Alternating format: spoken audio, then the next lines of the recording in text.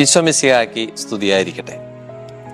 പാലക്കാട് രൂപതയിൽ മണ്ണാർക്കാട് ഫൊറോനയിൽ എടത്തനാട്ടുകര എന്ന് പറയുന്ന ഇടവകയിൽ വികാരിയായിരുന്ന സമയത്ത് എനിക്കുണ്ടായ ഒരു അനുഭവം ഞാൻ ഈ സമയത്ത് ഓർക്കുകയാണ്.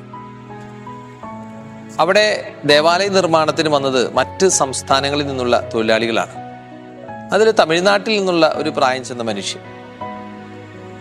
അദ്ദേഹം അവിടെ ജോലിക്ക് വന്നപ്പോൾ തൊട്ട് ഞാൻ ആ മനുഷ്യനെ ശ്രദ്ധിക്കുന്നുണ്ടായിരുന്നു. അത്ര ആരോഗ്യമൊന്നുമില്ല. ഒരു കയ്യാളായിട്ട് ഇങ്ങനെ ഈ പണിക്കാരുടെ കൂടെ, മേസന്റെ കൂടെ ഇങ്ങനെ പ്രവർത്തിച്ചുകൊണ്ടിരിക്കുക. ആ മനുഷ്യൻ പലപ്പോഴും ഇങ്ങനെ പ്രാർത്ഥിക്കുന്നത് ഞാൻ കണ്ടിട്ടുണ്ട്. ഒരു ദിവസം സെപ്റ്റംബർ മാസത്തിലെ 8 നോമ്പിന്റെ സമയത്താണ്, കുർബാനയ്ക്ക് മുമ്പ് ദേവാലയത്തിൽ എല്ലാം ഒരുക്കി വെക്കുന്ന സമയത്ത് ദേവാലയത്തിന് പുറത്തു നിന്ന്, താൽക്കാലികമായി നിർമ്മിച്ച ഒരു ദേവാലയമാണ്, പുതിയ പള്ളി നിർമ്മിച്ചുകൊണ്ടിരിക്കുകയായിരുന്നു. ആ ഘട്ടത്തിൽ ഈ മനുഷ്യൻ ആരാണെന്നറിയില്ല, പുറത്ത് ഇങ്ങനെ കരഞ്ഞ് പ്രാർത്ഥിക്കുന്ന, എന്തോ പിറുപിറുക്കുന്ന ഒരു ശബ്ദം കേട്ടിട്ട് ദേവാലയത്തിന്റെ പുറത്തേക്ക് ഞാൻ എത്തി നോക്കിയപ്പോ ദേവാലയത്തിന്റെ പുറത്ത് വരാന്തയില് കൈ വിരിച്ചു പിടിച്ച് ഈ മനുഷ്യൻ പ്രാർത്ഥിച്ചുകൊണ്ടിരിക്കുകയാണ്. അപ്പൊ ഇയാൾ ഇങ്ങനെ കരഞ്ഞുകൊണ്ടേ ഇരിക്കുന്നുണ്ട്. അപ്പൊ എനിക്കറിയാവുന്ന തമിഴില് ഞാൻ അദ്ദേഹത്തോട് ചോദിച്ചു, എന്താണ് അണ്ണ ഇങ്ങനെ കരയുന്നത്? അപ്പൊ ആ മനുഷ്യൻ എന്നോട് അദ്ദേഹത്തിന്റെ വേദന പറയുകയാണ്. 2 ആൺമക്കളും ഒരു പെൺകുട്ടിയുമാണ് ഉണ്ടായിരുന്നത്. 2 ആൺമക്കളും ഈ പെൺകുട്ടിയെ നന്നായി പഠിച്ചു, അവരെയൊക്കെ നന്നായി പഠിപ്പിച്ചു. സംഭവിച്ചത് എന്താണെന്ന് വെച്ചാൽ, ഈ പെൺകുട്ടി അവൾക്ക് ഇഷ്ടമുള്ള ഒരു ചെറുപ്പക്കാരന്റെ കൂടെ ഇറങ്ങിപ്പോയി.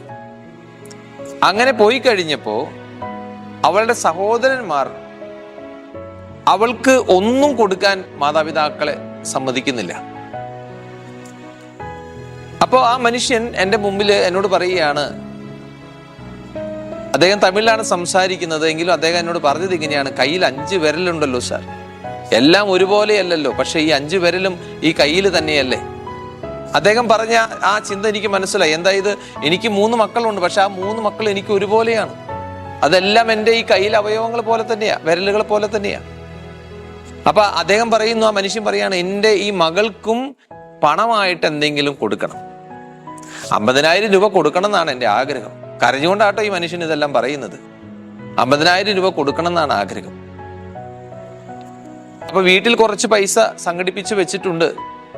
ഭാര്യ തമിഴ്നാട്ടില് വീട്ടിലിരുന്ന് ബീഡി തെറുപ്പ് നടത്തുന്നുണ്ട്.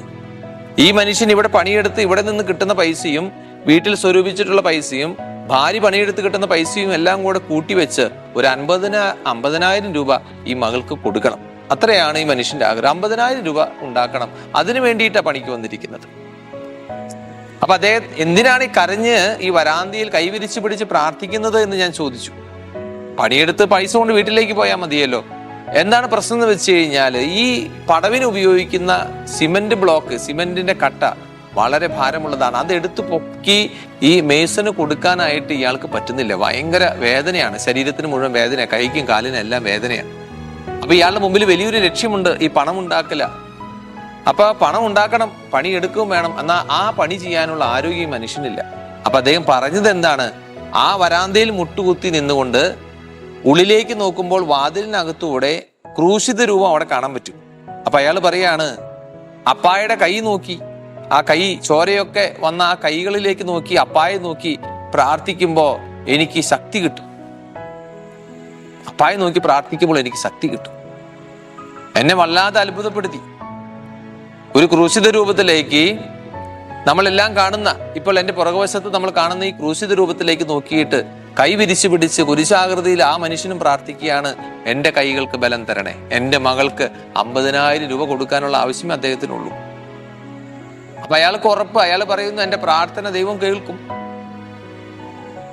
എന്നിട്ട് ഒരു ദിവസം രാത്രിയിൽ എങ്ങോട്ടോ യാത്ര കഴിഞ്ഞ് ഏതാണ്ട് ഒരു അർദ്ധരാത്രിയോടടുത്ത് ഞാൻ തിരിച്ച് പള്ളിയിലേക്ക് വരുമ്പോ ഈ മനുഷ്യൻ ആ നേരത്ത് മറ്റെല്ലാ പണിക്കാരും അധ്വാനിച്ച് തളർന്നു കിടന്നുറങ്ങുന്ന സമയത്തും ഈ മനുഷ്യൻ കിടന്നുറങ്ങുന്ന സ്റ്റേജിന്റെ ഭാഗത്ത് നിന്ന് പള്ളിയുടെ വശത്തേക്ക് നോക്കി അവിടെ ഇരുന്ന് കൈ വിരിച്ച് പിടിച്ച് പ്രാർത്ഥിക്കുകയാണ്. ദേവാലയ നിർമ്മാണത്തിനിടയിൽ എന്നെ അത്ഭുതപ്പെടുത്തിയ ഒരു മനുഷ്യനാണ് അദ്ദേഹം. അതായത് ക്രൂശിത രൂപത്തിലേക്ക് നോക്കി കൈ വിരിച്ച് പിടിച്ച് പ്രാർത്ഥിച്ച് ഞാൻ പ്രാർത്ഥിക്കുമ്പോൾ എൻ്റെ കൈകൾക്ക് ബലം കിട്ടും. പ്രിയപ്പെട്ടവരെ, നോമ്പുകാലത്തിലാണ്. ക്രൂശിത രൂപത്തിലേക്ക് ഒന്ന് നോക്കൂ. നമ്മളെല്ലാ മനുഷ്യരും ഒത്തിരിയേറെ വേദനകളിലൂടെ കടന്നു പോവുകയാണ്. ഓരോ കുടുംബങ്ങളിലേക്ക് ചെല്ലുമ്പോൾ ചിലയിടത്ത് മാരക രോഗങ്ങൾ, ക്യാൻസർ പോലുള്ള മാരക രോഗങ്ങളാൽ രോഗിയും കുടുംബാംഗങ്ങളും അസ്വസ്ഥപ്പെടുന്നു. വേറെ സ്ഥലങ്ങളിൽ ചെല്ലുമ്പോൾ വിവാഹ ബന്ധങ്ങൾ, അതിലുണ്ടായ തകർച്ചകൾ, മക്കളുടെ വിവാഹം കഴിച്ചു, അത് ബന്ധം മുന്നോട്ട് കൊണ്ടുപോകാൻ പറ്റുന്നില്ല, പലവിധത്തിലുള്ള തകർച്ചകൾ അവർ അഭിമുഖീകരിക്കുകയാണ്. അങ്ങനെ എവിടെ നോക്കിയാലും പ്രശ്നങ്ങളും പ്രതിസന്ധികളുമാണ്. ഈ നോമ്പുകാലത്ത് ഇതേ ക്രൂശിത രൂപത്തിലേക്ക് നോക്കിയിട്ട് പ്രിയപ്പെട്ടവരെ നമുക്ക് ശക്തി സ്വീകരിക്കാം. കാരണം എനിക്കും നിങ്ങൾക്കൊക്കെ വേണ്ടി കുരിശിൽ മരിച്ച അവൻ, ആ കുരിശു മരണത്തിലൂടെ നമുക്ക് നേടിത്തന്ന രക്ഷയുണ്ട്, അതിലൂടെ നമുക്ക് നേടിത്തന്ന ഒരു ശക്തിയുണ്ട്, സഹനത്തിന്റെ വലിയ ശക്തി. അത് നമുക്ക് സ്വീകരിക്കാൻ പറ്റും. കുരിശിനെ ആരാധിച്ചാൽ മതി, കുരിശിനെ വണങ്ങിയാൽ മതി, കുരിശിനെ ധ്യാനിച്ചാൽ മതി. അപ്പൊ നമുക്ക് കുറെ കൂടെ ആത്മബലം കിട്ടും, ശരീരത്തിന് ബലം കിട്ടും, സഹനങ്ങളെ മറികടക്കാനായിട്ട് നമുക്ക് സാധിക്കും. അതുകൊണ്ട് ഈ നോമ്പുകാലത്ത് വളരെ സമയമെടുത്തുകൊണ്ട് കുരിശിന്റെ വഴി ചൊല്ലി പ്രാർത്ഥിക്കുന്ന കൂട്ടത്തില് ഈ കുരിശിനെ കുറിച്ച് ഗൗരവമായിട്ട് ചിന്തിക്കാനും, ഈ കുരിശ് എനിക്ക് താങ്ങും തണലുമാണ്, എനിക്ക് രക്ഷയാണ്, എനിക്ക് ബലമാണ് എന്നുള്ള തിരിച്ചറിവോടുകൂടെ ആ മനുഷ്യനെ പോലെ കുരിശിൽ നമുക്ക് ആശ്രയിക്കാം. കുരിശ് നമ്മളെ രക്ഷപ്പെടുത്തട്ടെ, കുരിശ് നമ്മളെ വഴി നടത്തട്ടെ.